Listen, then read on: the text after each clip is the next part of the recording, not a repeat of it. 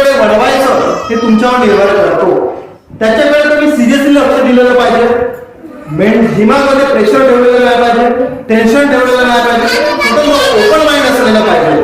तुमचं open mind खुला मोठे ठेवून तुमचा ध्येय उद्देश गाठण्यासाठी कोणत्या क्षेत्रामध्ये जायचं ह्याची निवड केलेली पाहिजे. मग तुमचा जो क्षेत्र आहे तो बीएस, तुमचा जो आहे क्षेत्र सायन्सकडे वळवायचा का, तुमचं क्षेत्र कॉमर्सकडे वळवायचं का, तुमचं क्षेत्र बीए कडे वळवायचं का, तर फायनान्सकडे वळवायचं का. मग तुम्ही ठरवता मला आर्ट कडे जायचं, सायन्स कडे जायचं, एमसीडीसी कडे जायचं आहे.